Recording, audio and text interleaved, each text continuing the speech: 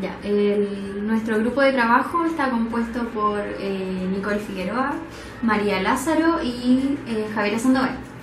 Los textos a exponer en esta presentación son sobre la dinámica de la transferencia y recordar, repetir, relaborar de las obras completas de Freud.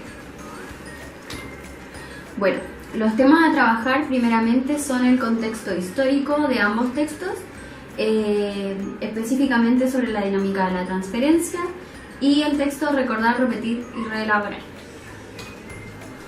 Bueno, en el texto sobre la dinámica de la transferencia, este fue publicado en enero de 1912. Dentro de este texto, Freud logra plantearse las siguientes preguntas sobre cómo y cuándo se produce la transferencia, sobre cómo alcanza su papel en la cura y fundamentalmente la cuestión de por qué sale al paso como resistencia. También se expone que en el caso Dora, Freud ya había contemplado el trabajo sobre la transferencia. Bueno, dentro del texto se exponen las siguientes anotaciones que pusimos aquí. Es que en todo ser humano influyen sus disposiciones innatas y de la infancia en todo el transcurso de la vida. Freud también propone la creación de dos mociones. Una susceptible de conciencia, que es propia de la personalidad consciente, la cual ha recorrido el desarrollo psíquico, que se vuelve la realidad objetiva. Y la otra moción es la inconsciente, la cual es apartada de la personalidad y de la realidad. Esta se despliega a las fantasías y ambas mociones confluyen entre sí. Bueno, también podemos ver que la transferencia sobre el médico no solo se transfiere lo consciente, sino que también lo inconsciente. Bueno, aquí voy a explicar el proceso de introversión de la libido expuesto por Jung, que Freud menciona en su obra, el cual primero provoca una disminución en la libido susceptible de conciencia y un aumento en el sexo extrañado de la realidad objetiva, en lo inconsciente. Esto quiere decir que la libido, tras haberse relajado, la atracción de la realidad se inserta en la regresión y se reanima en los complejos infantiles.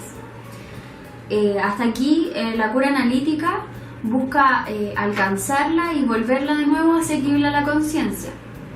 Pero para liberarla se debe cancelar esta represión, la cual está constituida desde entonces en el interior del individuo. Bueno, también se expone la transferencia como el arma más poderosa de la resistencia. Aquí también tenemos una cita de Freud en la cual dice: la cura analítica, la transferencia se nos aparece siempre, en un primer momento, solo como el arma más poderosa de la resistencia, y tenemos derecho a concluir que la intensidad y tenacidad de aquella son un efecto y una expresión de esta.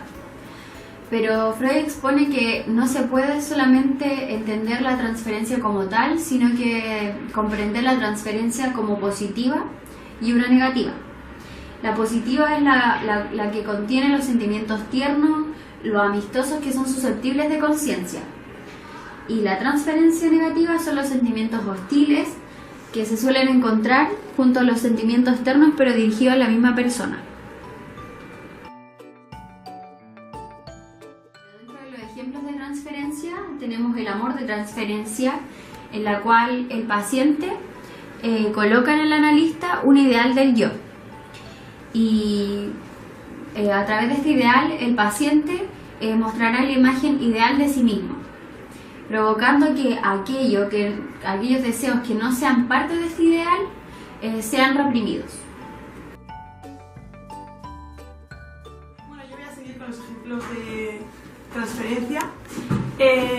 Freud nos dice en su artículo Observaciones sobre el amor y transferencia que al saber que el paciente se enamora del médico, dice que solo hay dos soluciones. Pero las circunstancias de ambos le permiten contraer una unión legítima y definitiva, cosa poco frecuente, o lo que es probable, tiene que separarse y abandonar la labor terapéutica comenzada.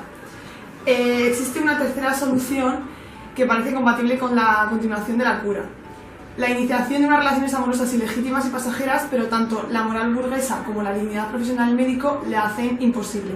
De todos modos, el profano demandará que el analista le presente alguna garantía de la exclusión de este último caso. Es evidente que el punto de vista del analítico debe ser completamente distinto. Este enamoramiento que sucede en la relación terapéutica entre el paciente y su médico no se le puede atribuir en ningún momento a los propios atributos personales del profesional y por tanto no tiene ningún merecimiento propio tal actuación por parte del analista.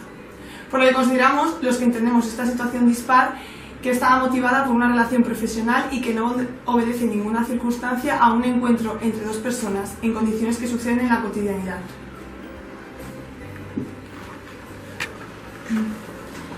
Si bien es cierto que existe por parte del paciente pulsiones o demandas libidinales que van dirigidas hacia su médico, estas no deberán ser confundidas por parte del profesional como una señal de amor dirigida hacia él. En todo caso, sería una clara evidencia de un amor patológico o pulsional que tiene como sello característico un hecho del pasado erótico del paciente que busca descargarse en un acto compulsivo hacia la persona de su analista.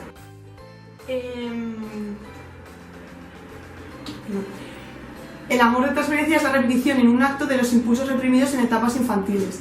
Así es como se expresa este amor patológico y que va dirigido a su persona. Todos conocemos el caso de Dora, que es bastante representativo del resto de los pacientes de Freud. Cuando Freud no correspondía a estas muestras de amor de sus pacientes, estos mostraban reacciones infantiles que oscilaban entre sentimientos de amor como también de odio. En esta fase del tratamiento, Freud descubrió que estos comportamientos se repetían a lo largo de las sesiones y que se resistían a desaparecer repitiendo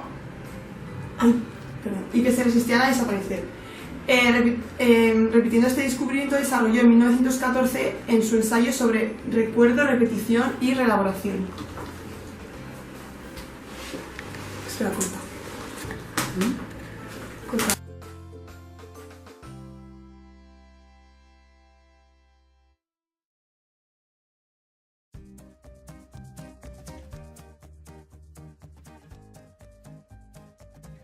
La neurosis de transferencia surge en un espacio muy concreto, en el espacio psíquico del paciente y no en el espacio en el que se produce la relación concreta. La neurosis de transferencia ha sido descrita como la repetición de la neurosis, la relación de amor-odio con las figuras parentales en el analista. Es fundamental que se establezca esta neurosis en la sesión para poder trabajar de forma óptima. El analista se convierte en una figura intercambiable que puede desempeñar diferentes papeles en función de la situación de la que está actuada la transferencia.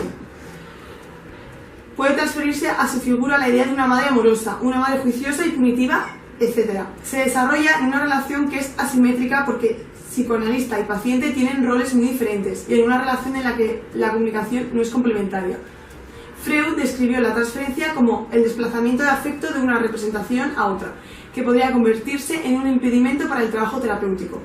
Tiempo después descubrió que en la transferencia el paciente está reviviendo su relación con las figuras parentales y revive sentimientos ambiguos de amor y de odio que terminarán por convertirse en una transferencia positiva o negativa hacia el analista.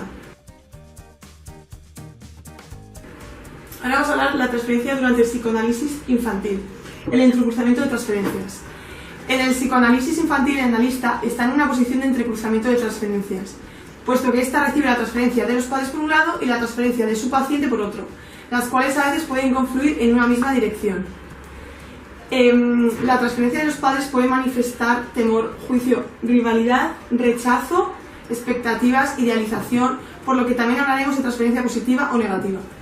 Por ejemplo, puede haber rivalidad frente al analista, pues este va a conocer cosas de su hijo que para esos padres pueden resultar desconocidas, o les puede resultar muy costoso emocionalmente que alguien tenga una relación con su hijo tan íntima y no sean ellos mismos. En el caso de la transferencia de los infantes, también se va a producir una situación de desplazamiento y proyecciones de afectos sobre su figura, aunque también cobrará una gran relevancia el juego. Es en el juego donde se puede repetir activamente lo que éste está sufriendo, donde se puede elaborar situaciones traumáticas y desplazar grandes montos de afecto, pero necesita de un adulto que pueda escuchar e interpretar todo eso que está mostrando para poder elaborarlo y continuar. Ahora vamos a hablar de un texto también muy importante de Freud, de los más conocidos, que fue escrito en 1914 y que se llama El recordar, repetir y reelaborar.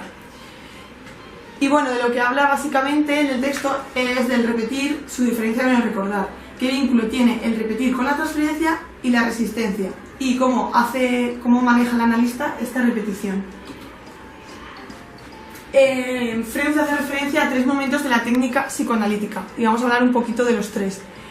El primero, en la época de Breuer, con el método catártico se usaba la hipnosis, que se ponía al paciente en estado hipnótico y se lo llevaba a recordar un acontecimiento del pasado, que el paciente nunca confundía con el momento actual. Y este recordar surgía y luego este recordar surgía sin ningún tipo de problemas. Su meta era básicamente el recordar y el reaccionar. Y ahora mi compañera va a seguir hablando del segundo y el tercer momento. Bueno, a continuación yo les voy a hablar sobre el segundo momento, que tiene relación con la asociación libre. Y bueno, Freud abandona la hipnosis y convencido de que existían todavía sucesos olvidados, intenta discernir a partir de lo que dice el paciente. Entonces recurre al método de la asociación libre, que principalmente se enfoca en que el paciente tiene que decir todo lo que se le venga a la cabeza sin censurar y sin calificar la información. De esta manera surgen las representaciones que son inconscientes y paralelamente también surge la resistencia.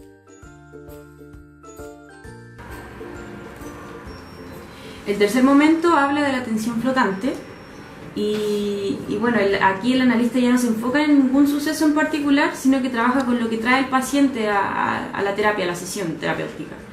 Y bueno, sobre esto intenta discernir dónde están las resistencias e intenta hacerlas conscientes al paciente.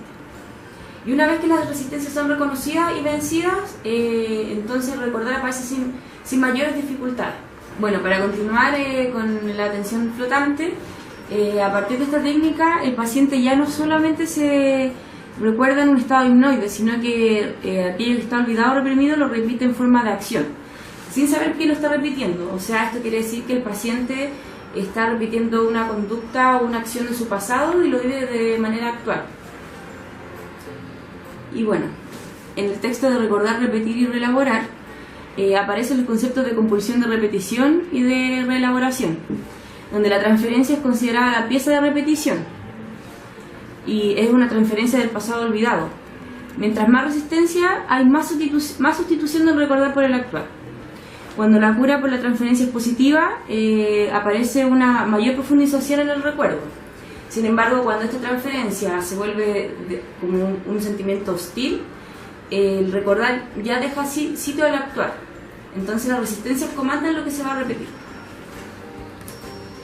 También es importante destacar que para vencer la resistencia se deben poner en descubierto estas hacia el analista. Bueno, para tomarlo como un argumento final, en este texto de 1914 Freud plantea la siguiente idea, que de hecho retomará a lo largo de su construcción teórica, a saber que a mayor resistencia, menor posibilidad de recordar y por lo tanto mayor compulsión de repetición. Ahí la idea de que el que recuerda no repite y el que repite no recuerda. Bueno, dejamos a modo de síntesis las siguientes frases, donde es importante recordar que la transferencia es considerada la pieza de repetición y si la transferencia es positiva, siempre hay una profundización mayor en el recuerdo. Por lo tanto, si la transferencia es negativa, necesita de represión y de recordar, por lo que las resistencias comandan lo que se va a repetir.